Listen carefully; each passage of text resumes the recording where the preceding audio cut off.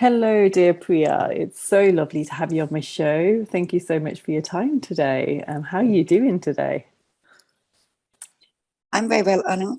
Thank you first and foremost. It's such a delight to be on your show. And I really want to thank you for having me over and giving me a platform to speak about the subject which most people, humans, avoid.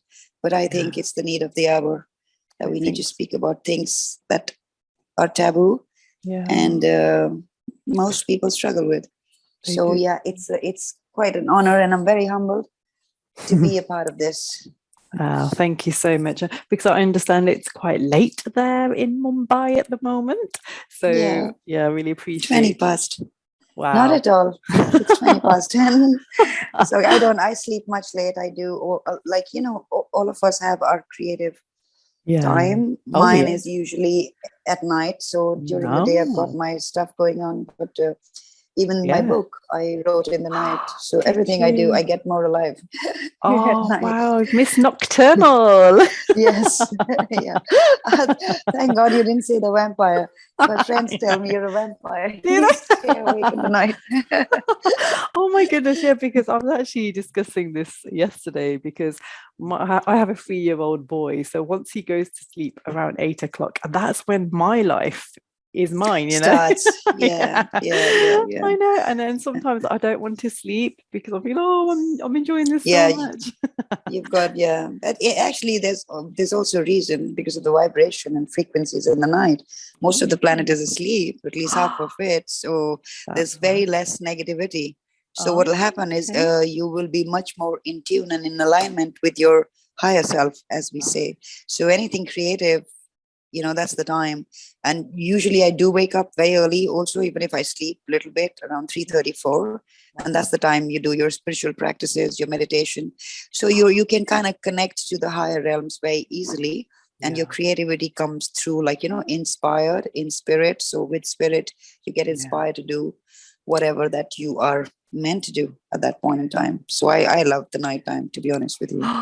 Absolutely, yeah.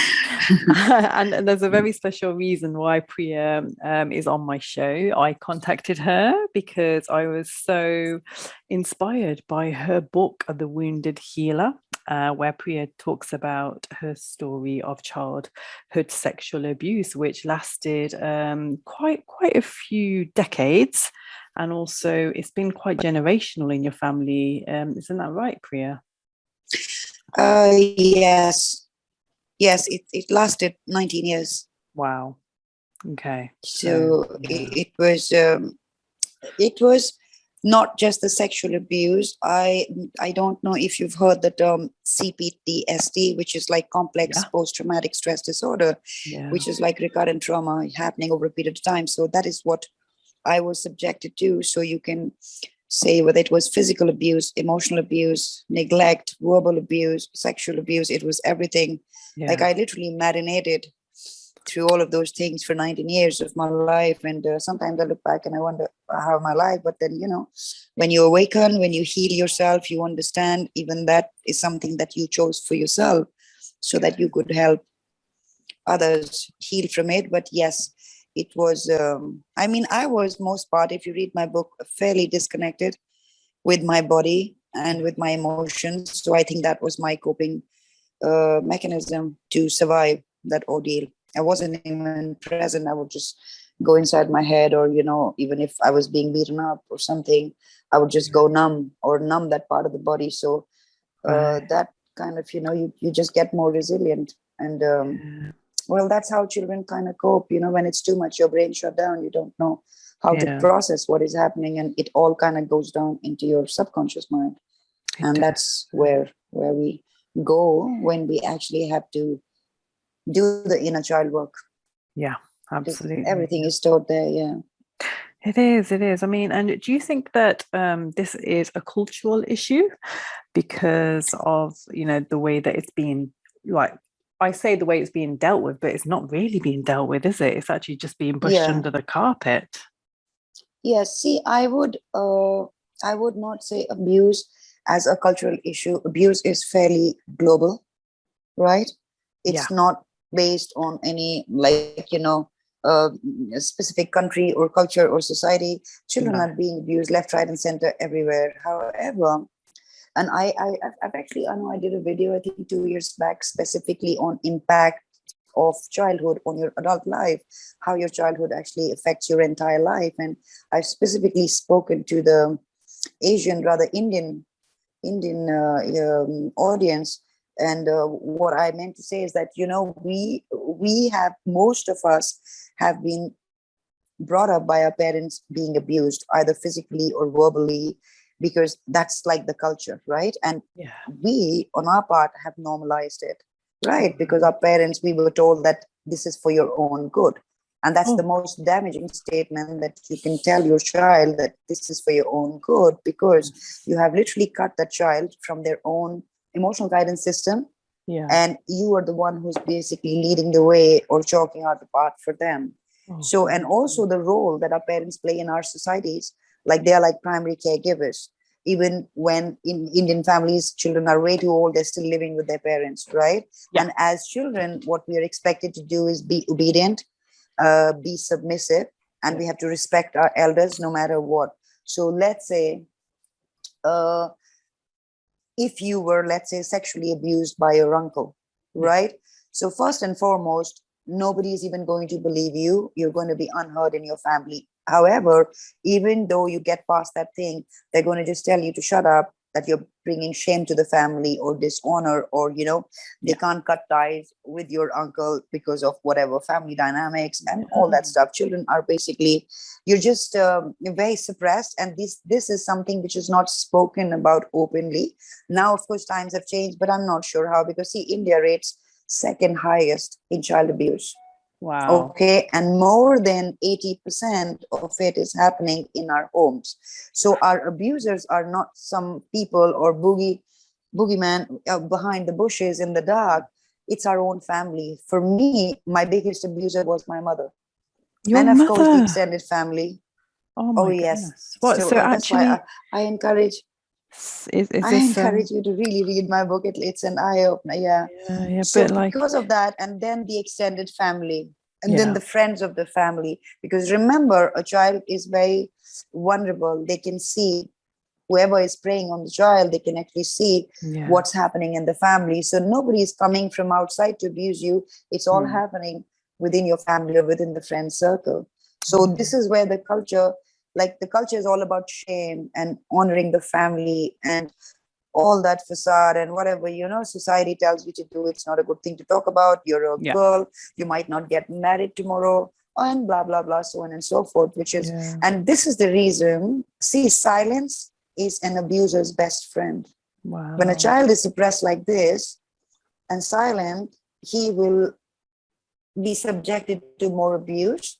yeah, And it'll be very difficult for a child from our society to open up or even to narrate their story much later. For me, it took me, 37 years of my life to own up my story, because my life was literally a mess. I mean, I got married in Pakistan. I had a messy divorce.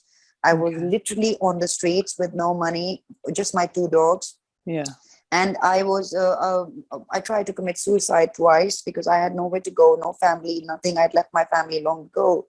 And that is when my spiritual awakening happened. And I really didn't know. I only lived for my dogs. So for me, I was in a state that, why is this happening? Was I just born to be abused? And there was so much of, you're bitter and you're just too far gone. But that is the time that you literally look at your life, that, either, and my dogs are the reason. Now they're in spirit, but they're the reasons actually I even tried. But there's so many children, they never speak. I know now there's so many clients now. It is so hard for them to even own up their story. And you understand, if we don't own up our stories, we're never going to heal. No, That part is just locked up. This is it, and it's worldwide, generational. We have to set a standard for the next generation, because that there's been a lot of awareness being raised throughout lockdown, because the child abuse cases actually increased. And Yes. what is being done? Where's the force? Where is the government putting a stop to this? I just feel like there's just no support, and I feel like people like us, we're needed in this generation to raise Yes. that awareness and Raise to awareness. educate our Yes. children. And I think I don't know about yourself, but it's the education that the children need about what is acceptable, within the household. What is touch acceptable? If so, then by who, and in what form? And I just feel a lot more needs to be done in terms of the education. I Yes. mean, do you see any education in India at the moment being done on this? Well, they do have, first and foremost, families won't come out Okay. whose children have been abused and whatever. Remember, it's the society's thing. But Yeah. even if they do, there are not really many steps that the government takes and stuff, to Yeah. protect the child. They got those acts. They Mm. they made this act, I think, in 2012, if you Yeah. please, when that big rape case happened, I think, in Delhi. Before Yeah. that, there was no. I don't think so. There was even any law. And my Wow. time, I was born in 1972. I Yeah. really had no chance Okay. of even reaching out, like, overseas. You can dial 911 or 999, or call Yeah. out, reach out for help. But here, if even your parents, like in my case, even the neighbors were aware, the nuns in the school were aware, but Yeah. nobody really stepped forward. And that's where I think we are failing children, when Yeah. we are just watching the injustice being done but not Yeah. doing anything about it. You Exactly. see? It's so So true. for the reason I wrote this book was, A, to raise awareness, of course. Secondly, what happened to me mattered. I was important. I really Yeah. needed to understand how, so on and so forth. And Mm. then, of course, it became my passion to raise awareness or help even survivors like us to heal. Like, Yeah. where do you go with all the PTSD and Yeah. CPTSD? Because it's a lifelong thing. This abuse will affect the victims lifelong if you really don't take charge of your life. It will Yeah. show up. Listen, your childhood impacts your mental health, Yeah. emotional health, physical health, everything, the way you look at your relationships. Mm. Because understand, whatever's happened to you in your childhood, you're literally projecting your past onto your present. You're Yeah. going to be reenacting the same scenario. You're going to be creating the same dynamics of betrayal, of Mm. abandonment, of everything that you went through in your adult life. So 0 to 8 years is literally your foundation ground, where whatever you go through, and then rest of the life is like a reflection of it. So if they say, if you're abused, you will set yourself up for more abuse Yeah. in your relationships, in your workspace, friends, and so on. Or you will become an abuser yourself, because you Mm. don't really know. You're disconnected from your emotions. That Yeah. is the only thing that you have learned. That is what you will kind of live out, literally. So Mm. and that's the reason I'm also passionate about conscious parenting, because Yeah. this is my personal view, that if we really have to eradicate child abuse and pull the weed with the roots, Yeah. we have to address the parents. Rather, we have to make the parents aware that Mm. they need to heal their own trauma and their own wound. Because Yeah. whatever has happened to them or what they have learned, they're passing it on to their children, and Mm. so on and so forth. And that's how the generational trauma in the families continues. But Absolutely. Yeah. probably if you've gotten up and spoken about it, I have gotten up and said, okay, the cycle stops here. So Yeah. we are like the game changers in our family, right? Yeah. We paved the way. Definitely. Yes, definitely. Yeah, and the world needs us. But I just think Yes. it is a tragedy when it's your own parents doing the abusing, because they're the ones who are meant to be our, Supposed to be protectors. Yes. yeah, the nurturers, our Yes. guiders, and Yes. it's Yes. just the ultimate betrayal. And I understand it's going to take a lot of work in order to get ourselves out of that childlike mindset, where because Yeah. Yeah. and this is why I know you do a lot of inner child work as well, don't you? Yes. But Anu, when I realized that I'm the one who's creating everything. I've chosen this life. I chose these parents. I chose these experiences. Okay. My forgiveness for my mother, or, these souls who I incarnated with, it was kind of overnight. However, I didn't really have anything of resentment or anger, because I would rather, work on myself and see where to take myself from here, rather than, looking at the past and saying, okay, from a victim consciousness, so to speak, right? So you get out of the victim consciousness. You can be there all your life. No judgment for that as well. There are some souls who don't choose to heal, right? But that is such a powerless space or situation to be in, because it's just like a waste of life. Yes, what happened to you or us is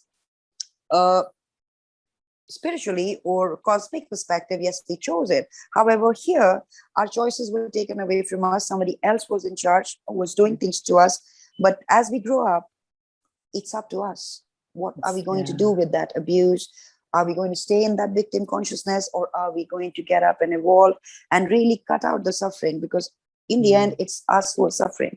You see? So it's the journey, I feel, that you take with yourself, in the sense it's not somebody else's part. So for me, my healing actually began totally ground zero, where I had to first and foremost understand myself, understand what happened to me, right?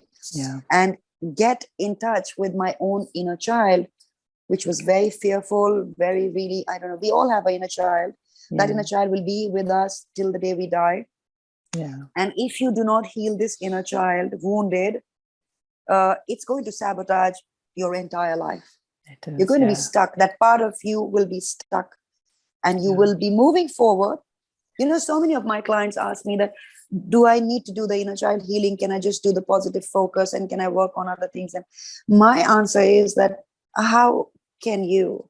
Like, a part of you which was criticized, which was abused, which was judged, is constantly nagging at you and saying you're not good enough. You're not pretty. You're fat. You're ugly. You can't cope. You can't do this. It's like moving forward, but like an invalid. Okay, right. You see? Yeah, absolutely. You get my drift? Yeah, and I know with you as well, a lot of your traumas came out, in your health later on in your life. Yes. Because you so much. Yeah, so I think much. I know. Fibromyalgia was one of the conditions that you faced. Yes, one of them, and then panic attacks, anxiety, depression, gut issues, gynecological issues. I mean, you name it, I pretty much have it all. But it was because of the suppressed emotions, unresolved emotional material. Or once I started to heal and address every emotion which I had suppressed, and started connecting. Remember, I told you that I used to leave my body. Every time I used to get abused, I would just be like numb, like a stone. So I had to get back in, feel. So the core, the essence, or the crux that I would like to give you in your audience, that instead of suppressing or running in the opposite direction of your pain, which most humans do, we want to feel good, we want to feel better, we want to avoid the negative feelings. You have to move towards your pain. Your pain is like your little inner child crying out for help and attention, to be heard or seen or loved, not by anybody else, by you. So inner child work, in short, is you reparenting yourself. You being the parent that you never had for yourself. That is, and just you saying that sends shivers down my spine, because I can relate to that so much. When you said about the out of body experience, when you are being abused, then you leave your body, because your soul, it leaves your body, and you're just this shell, which is just this physical form that people are just using and abusing like it's objects. Yes, because see, what happens is you're very tiny as a child. You can't really process what's happening.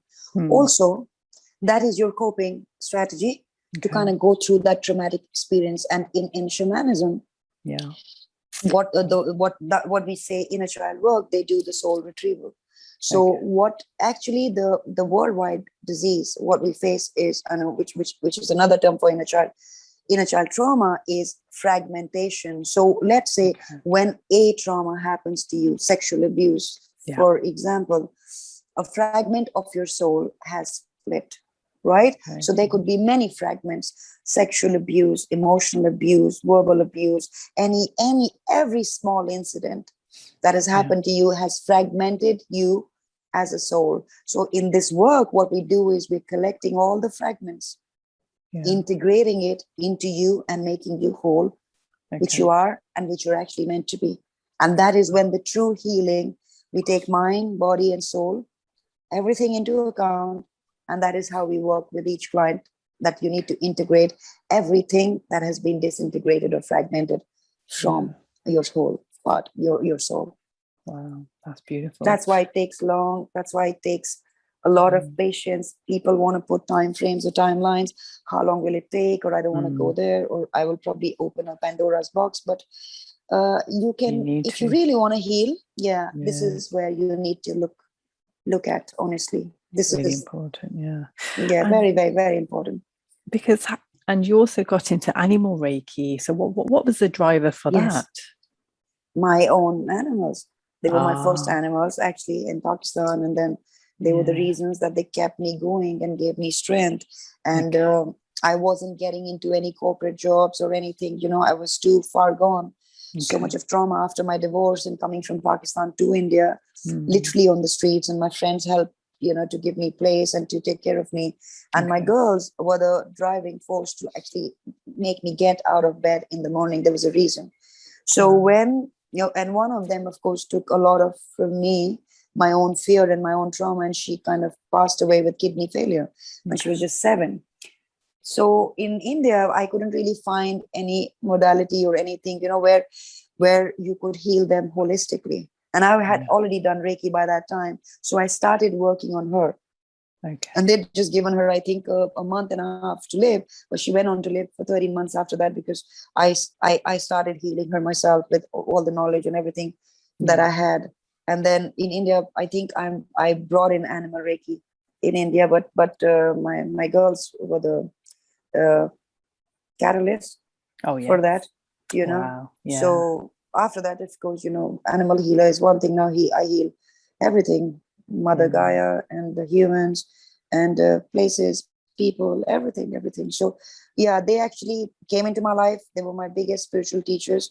I learned a lot from them, and they literally showed me my life path after my divorce, which now I am in alignment with what I came down here to do. So, you know, it kind of fits perfectly with your wound. Your wound and your purpose is actually very closely related. Wow. You've chosen that wound so that you awaken to your own truth, that you're a spiritual being having a human experience. You find out the truth of who you are. You're the creator of your own reality. And then from that healed space, you help others to come out of their own victim mindset or victim consciousness and give them strength so that they can live their life to their fullest potential. Yeah. And I just love how you emphasize on that, because I'm a firm believer on, you know, the fact that it is up to us. It's our destiny. We have to create our destiny. We can't rely on anybody, you know, and we can't be blaming anybody. We have to take responsibility, you know, for everything, really. And for everyone who has been deceived, abused, or, you know, raped, then I know it's quite hard to even say, you know, it wasn't my fault, but there's a lesson from this, isn't there? Always. And you know, and there's growth. And I think that's what we have to take away from these situations.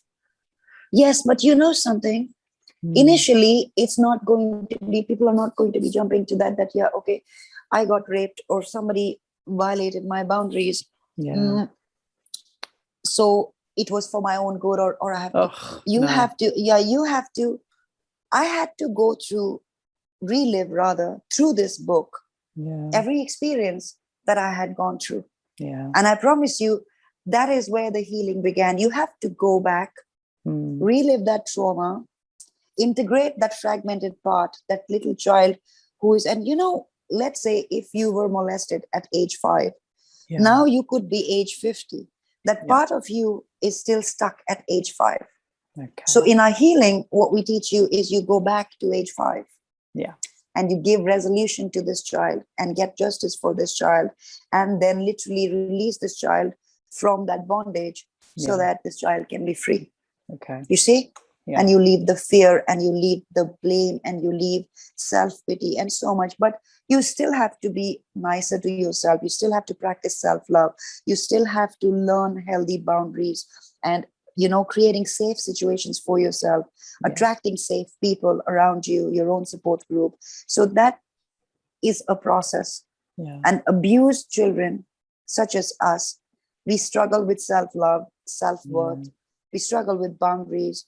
We do not understand these things, and that's why we set ourselves up for more and more abuse, right? Because these are the tools which was not taught to us when we were growing up. We were easy prey.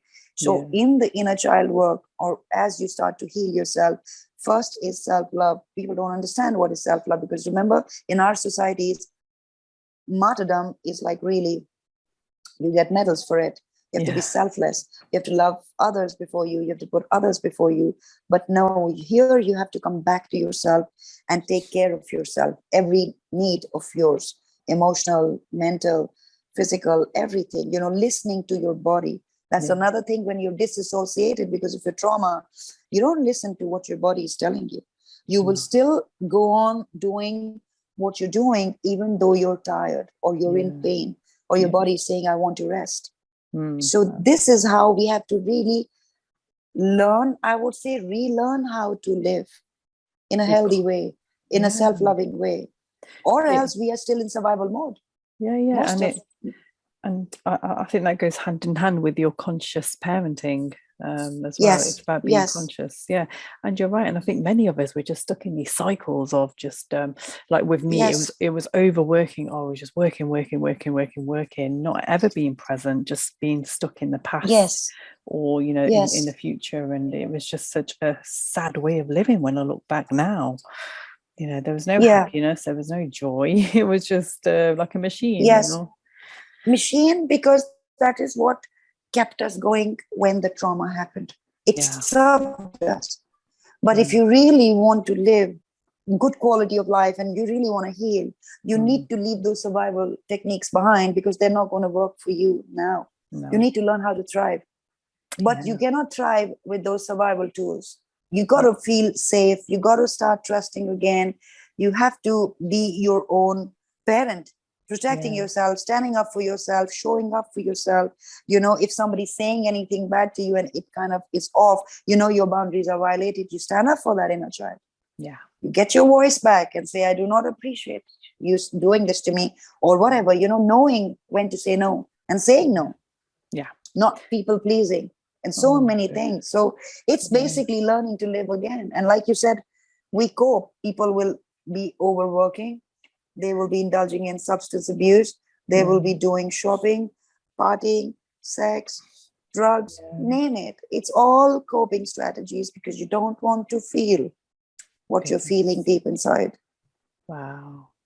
And so what do you think needs to happen now for the everybody, the globe, to become more conscious? See, the mass awakening is already taking place as you and I speak, as you can see, right? With all the stuff that is being played out on the world stage, this is also a part of mass awakening, where people look, none of us awakened in our comfort zone. We had to suffer, we had to be shaken up for us to awaken to our true nature and true purpose and what we exactly are doing here, and not just making money and paying bills, right? However, what I believe is, and most of the people who are in this field believe that, no lasting change can actually come unless the individual trauma is healed, because your outer reality, let's say your household, okay, your workspace, your household, your people who are around you, that's your hologram, that's your world. So that is a reflection of your inner reality. Now, if something that you do not like outside, maybe the colleagues or the boss or the friends that you attract or the experiences or even the partner, you need to go within and see, what is it that you're carrying inside that you're attracting all of these people? So you need to work on your inner self to actually change your outer reality. Now, if each person works on their trauma, and everybody on the planet suffers from PTSD, whether they know it or they don't. Wow. So lasting change is not going to happen when we are looking towards the government to save us, towards our anybody, organizations to save us, our husbands to save us, or anybody else. We're the ones who we are waiting for. We need to take charge that in my own magnetic field, my immediate magnetic field, in my own home, what am I suppressing? Am I standing up for myself? What am I hiding underneath? And what am I portraying to the world? How authentic I am. The first thing you have to learn to be is authenticity. Okay. Say what you feel, be how you are, without apologizing, without having the need to, make somebody else happy, or taking that responsibility that if I do this, if I'm obedient, if I'm hardworking and stuff, I will look good. That's also another thing. It's a trauma response. We want to be loved. We want to be accepted. Yeah. So we will continue to do those things. It might be killing you, but you will make sure that you're loved and accepted. And that's something we need to, everyone needs to go back into their wounds, into their traumas, into their childhoods, because everything that is out in the world today is a reflection of all of us. Yeah. Okay. And it ain't going away till each one of us literally cleans up our own backyard or front yard or whatever you want to call it. Yeah. And so our behaviors, our behaviors depend on it. Anything that you go through in your childhood as infant, you see, it directly affects how you relate to others in adulthood. You're only projecting your past into your present. So to heal your present, you need to go back into your past. It has the answers to your grief, to your sorrows. Why do you behave the way you behave? Your heartbreaks, your body issues. So I tell people, let's say if you're married 3 times, you can't quit smoking. You have everything in your life, but you don't have joy. Or you are suffering from something which your doctors can't help you with. What you need to, where you need to look at is your childhood. Your adult issues have their roots in your childhood. Everything that you're going through physically is actually emotional first. When you were a child, you didn't have a memory. You were feeling everything with your emotional body. So you suppressed everything in your emotional body. You kept it there for years upon years. And now it has manifested as cancer, as diabetes, as hypertension, as fibromyalgia, as arthritis, and so on and so forth. You've got to go back and feel your emotions and heal them. Okay. And it's interesting because there's so many quotes that are going around saying the past is the past, leave the past behind. But when you're trying to heal, you can't. You have to bring it forward, don't you? You know why it will keep coming back to you? That is basically another issue with New Age community and everything, where they will tell you, be positive, leave the past behind, be in the present moment. Everything is beautiful and hunky-dory. However, that is also a coping strategy. I don't want to feel the pain. I don't want to feel the negative emotions. I don't want to look into my past. Why? Because it is making me feel a certain way, which I don't like. So I'm going to avoid. We call it spiritual bypassing. So you will do yoga and you will do meditation and you will get your crystals and you will do feel good vibes and so on and so forth. But people like us who work with the shadows, who take you down the trenches and tell you, no, that's not how you're going to heal. You need to look this side, where it's hurting the most. What are you hiding behind all that? So past is not past. You will leave the past behind once it's healed. It'll automatically happen. I don't go in my past. Well, there are times when, you will have a trigger or you'll have a panic attack and whatever, because my kind of abuse, some things are just lifelong.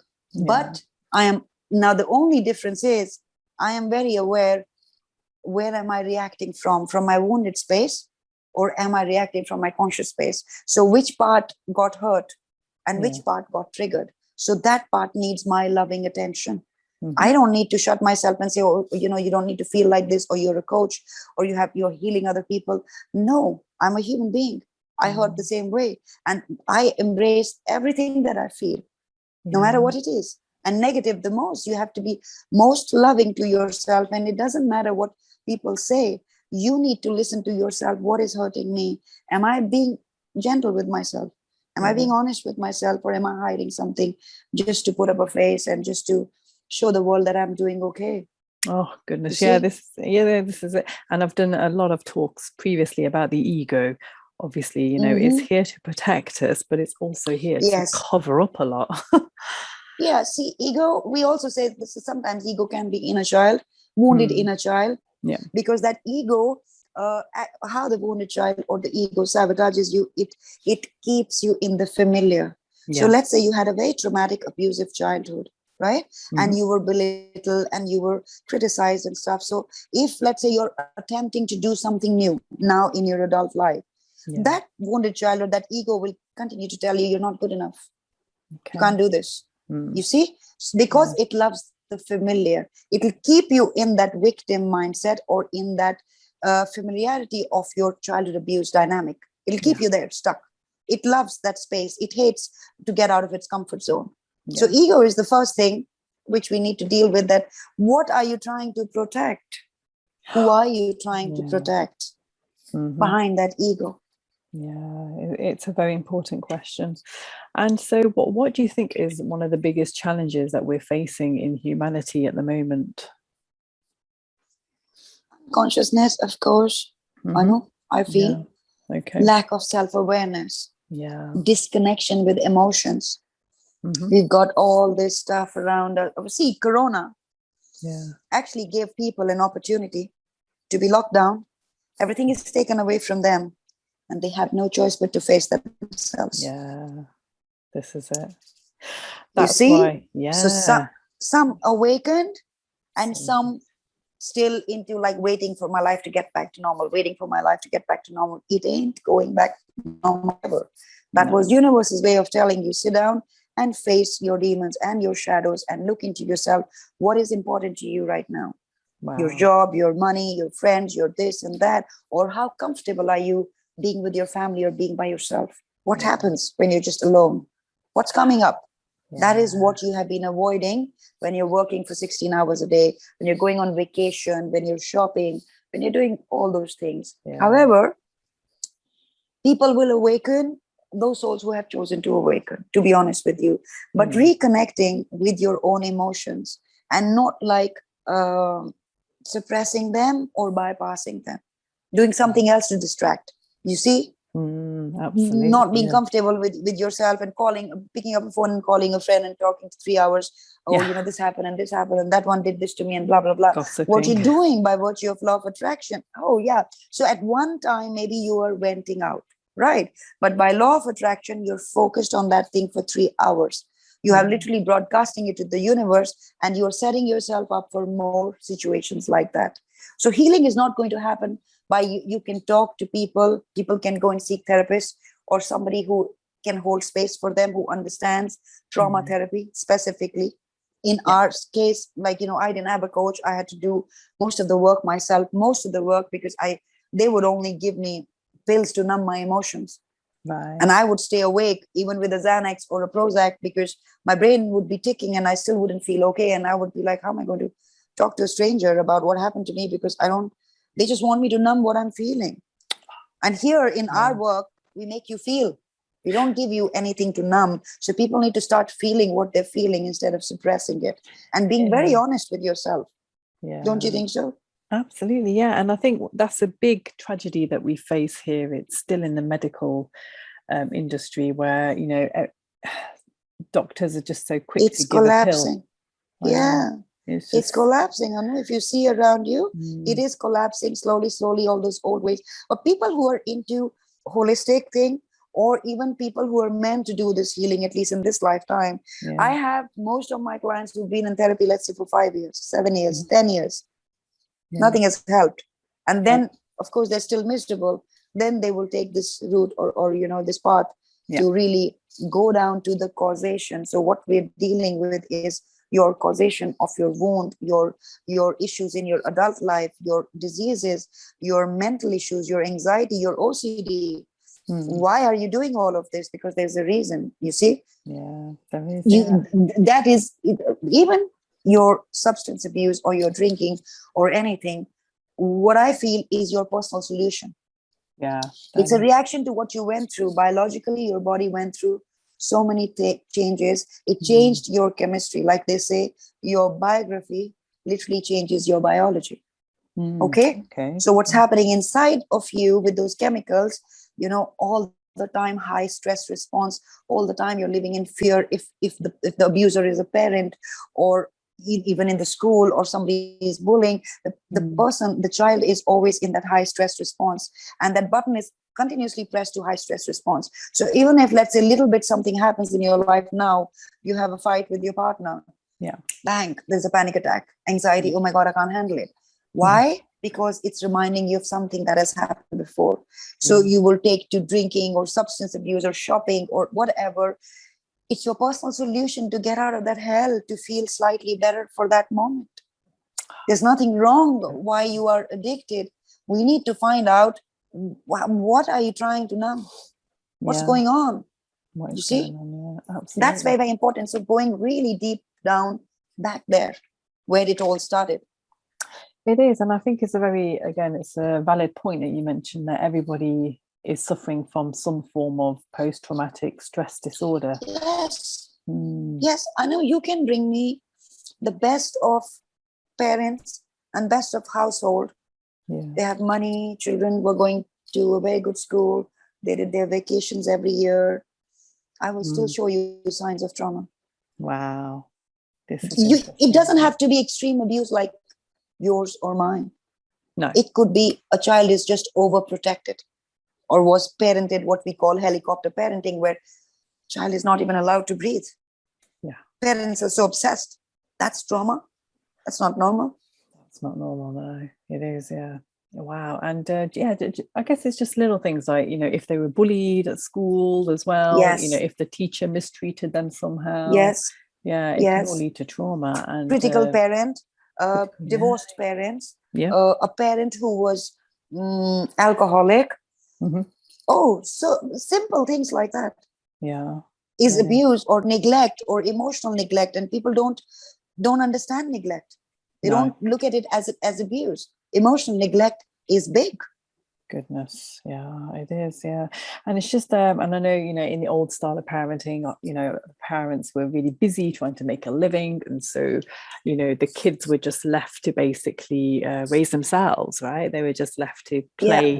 And again, even just little things like that, which you just think it was part of your childhood growing up, it could still actually create trauma because you wasn't really paid much attention to. Absent parents. Like for me, my father was absent most of the time. Well, both the parents, though, emotionally, but my father was physically absent.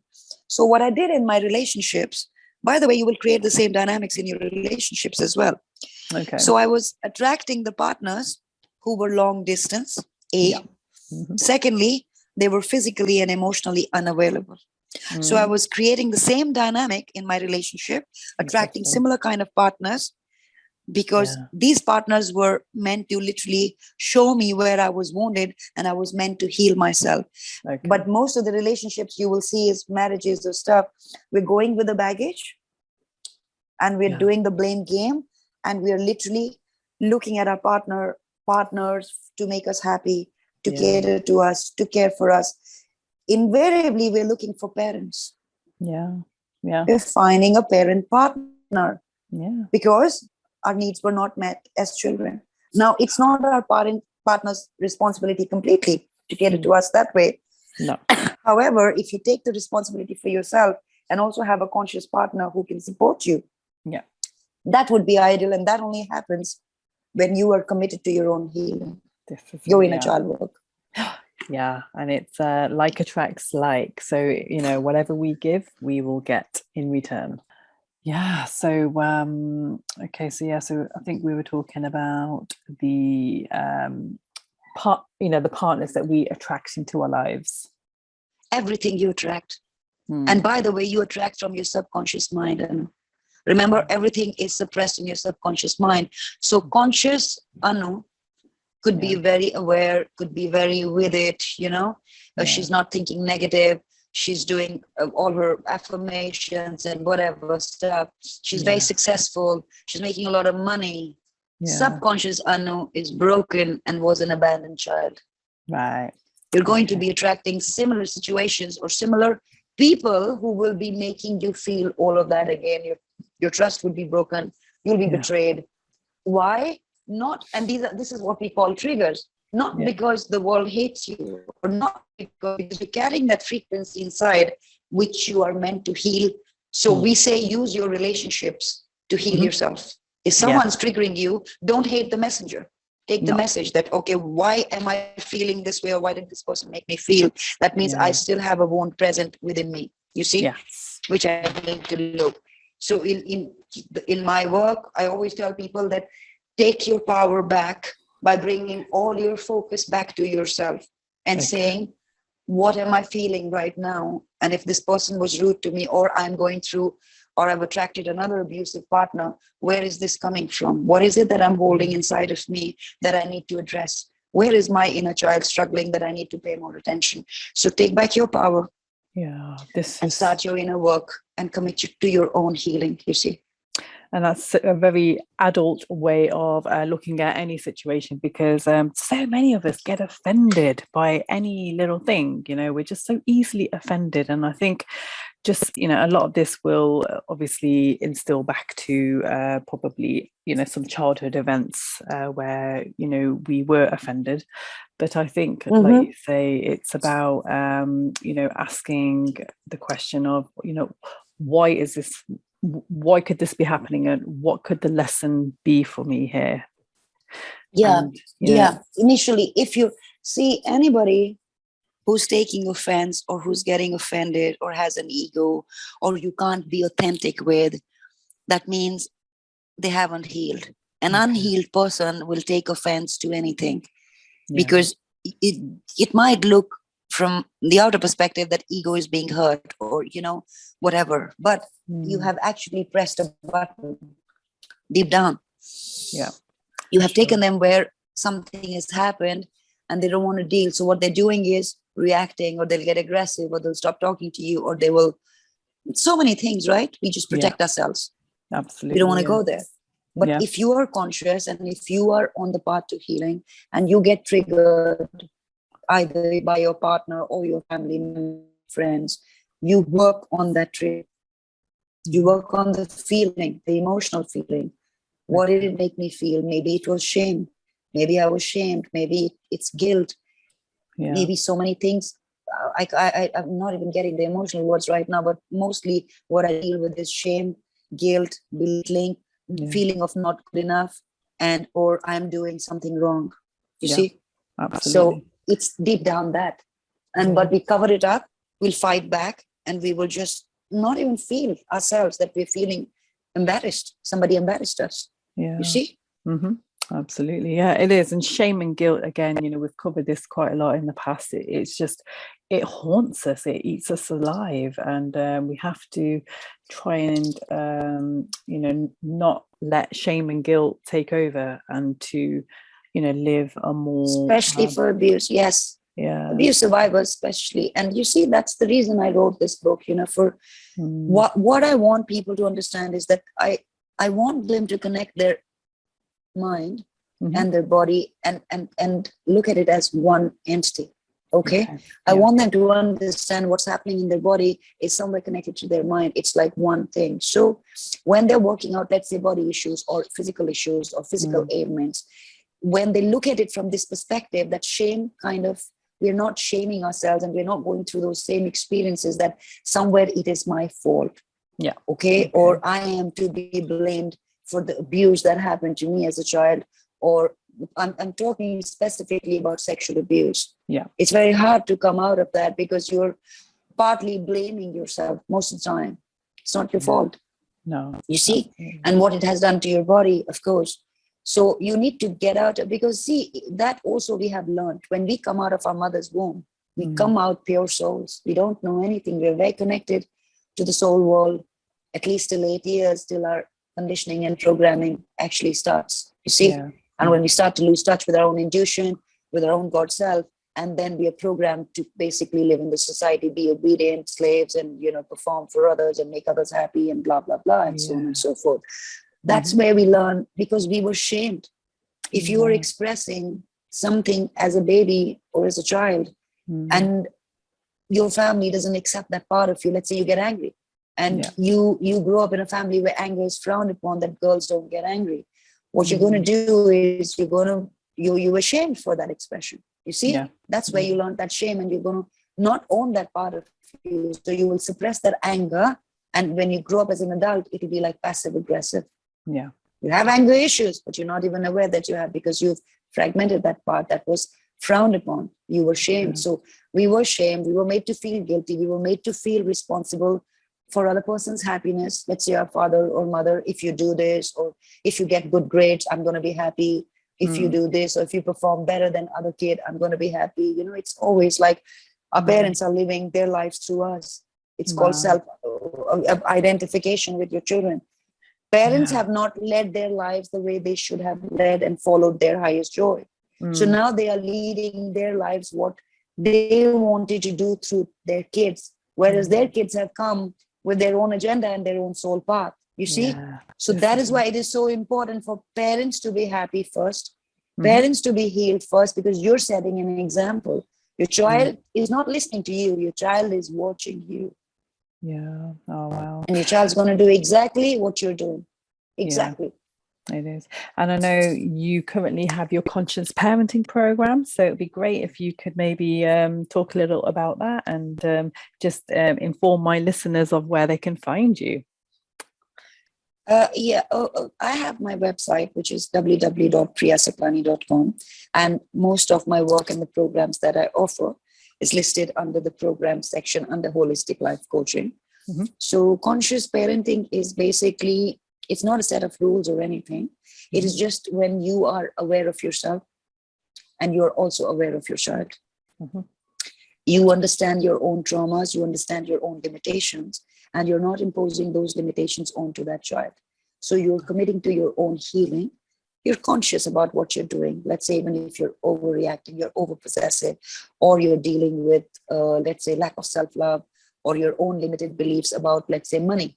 Now, your child can manifest any amount of money that he wants, but you probably came from a household where, it was taught that money doesn't grow on trees. So you've got lack mindset. So that's limited. Now, if you're going to tell your child, oh, don't waste money because money doesn't grow on trees, that's there.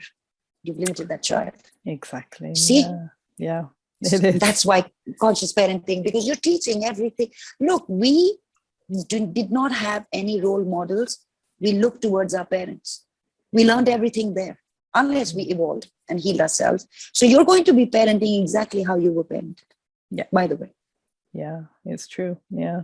And I think, your book as well, The Wounded Healer, is definitely a book that, should be read by all of my listeners. So where can they find that? Because I know that it is available. It's on Amazon. Yeah. It's available internationally. It's on Amazon, definitely. Yes, it is. And, well, I want people to understand, or what I want them to take from this book is like, give my own example, how I healed, myself. I want to steer them in the direction of hope, and not look at it as like, okay, what a mess that happened to a child. Yeah. I want people to get hope that they're not alone, right? There's so many of us. At least now we're starting to get together. We're starting to talk about what happened to us and form a community and support each other, right? Yeah. Number 2 is steer them in the direction of hope and also action. So given my own example, how I heal myself, they can also start their own healing process by paying attention to their emotional health, healing their childhood wounds, their triggers, embracing self-care, creating safe environments for themselves and also safe relationships. I want to empower people to take charge of their life and not be a victim, or you don't have to live out your parents' limitations. You don't have to stay stuck because something happened to you which was not your fault. Yeah. You can be happy. You have all the right to be happy. And it's you're fine just the way you are. You're worthy. You're lovable. You just need to believe that about yourself, and you need to commit that, I don't want to stay stuck, and I don't want to stay limited, and I'm sick and tired of my life the way it's panning out now. I really want to take charge of my life and make some good lasting changes. Yeah, it is. And so stop self-abandoning. I think I abandoned myself for so many years till the healing didn't take place, and that's why I manifested the Pakistan scenario and so many other things. So it's like a mind of a victim, you're always going to be protecting yourself, not trusting people, and manifesting the same things. But people need to stop postponing their healing and stop abandoning themselves and listening to their bodies and listening to their emotions. That's beautiful. Wow. Thank you so much, Dr. Priya. It's been an absolute honor to have you on my show.